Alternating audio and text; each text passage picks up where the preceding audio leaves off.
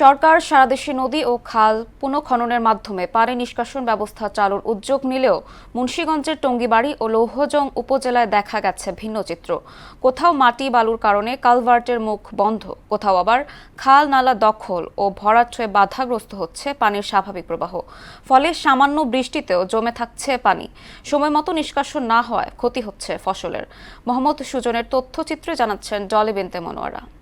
বালু মাটি ময়লা ফেলে কালভার্টের মুখ বন্ধ করে তৈরি হচ্ছে স্থাপনা, কোথাও আবার দেয়াল তুলে বন্ধ করা হয়েছে কালভার্টের মুখ। ফলে পানির স্বাভাবিক প্রবাহ বন্ধ হয়ে শুকিয়ে গেছে জলাশয়। এমন পরিস্থিতি মুন্সিগঞ্জের টঙ্গীবাড়ি ও লৌহজং উপজেলায়। এতে একদিকে জমিতে সেচের অভাব, অন্যদিকে বর্ষার সময় পানি প্রবাহ বাধাগ্রস্ত হয়ে ক্ষতির মুখে পড়ছে কৃষি উৎপাদন। এ বিষয়ে প্রতিবেদন করতে গেলে মোহনা টেলিভিশনের রিপোর্টারের সঙ্গে মারমুখী আচরণ করে দখলদাররা। আপনি চলতে পারবেন না। আপনি তো সরকারি মাল, আমি মাল তো আমার। তাহলে আপনি কেন বললেন সরকারি টাকা? আপনি তো বললেন না, বললেন সরকার দাম দোকান নাই তো। আমি আপনি সরকার কেন আপনি এত টাকা আমরা দিচ্ছি, একটা লোক মারা গেছে, পানি চাপো আমরা দিচ্ছি। সরকার আমরা সরকারি রাস্তা করতে এটা বিরিজ করেন। স্থানীয়দের অভিযোগ, কর্তৃপক্ষের নজরদারির অভাবে সমস্যা দিন দিন প্রকট হচ্ছে। পানি নিষ্কাশনের পথ বন্ধ হয়ে সৃষ্টি হচ্ছে জলাবদ্ধতা, বাড়ছে পানিবাহিত রোগও। জায়গা জায়গা বাড়ি করছে, জায়গা পার পাচ্ছে, এলে মানে অনেক খাল বন্ধ হয়েছে।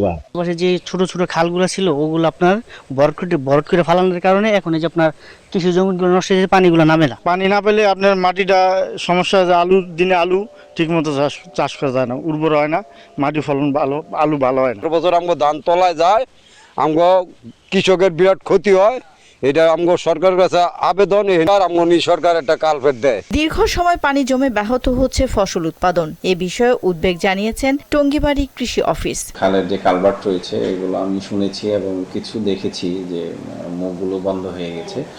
তো এগুলো বন্ধ হলে হয় কি, যে আমাদের যে কৃষি জমিগুলো আছে সেখানে পানি অনেক সময় জলাবদ্ধতা সৃষ্টি হয়। তো আমরা এগুলো দেখছি, স্থানীয় প্রশাসন এবং আমাদের উপজেলা প্রশাসনের সহায়তা নিয়ে আমরা এটার বিরুদ্ধে যদি কোনো ব্যবস্থা নেওয়া যায় আমরা সেই বিরুদ্ধে ব্যবস্থা নিব আশা করি। সমস্যা সমাধানে বিষয়টি ঊর্ধ্বতন কর্তৃপক্ষকে অবহিত করা হয়েছে বলে জানান উপজেলা নির্বাহী কর্মকর্তা।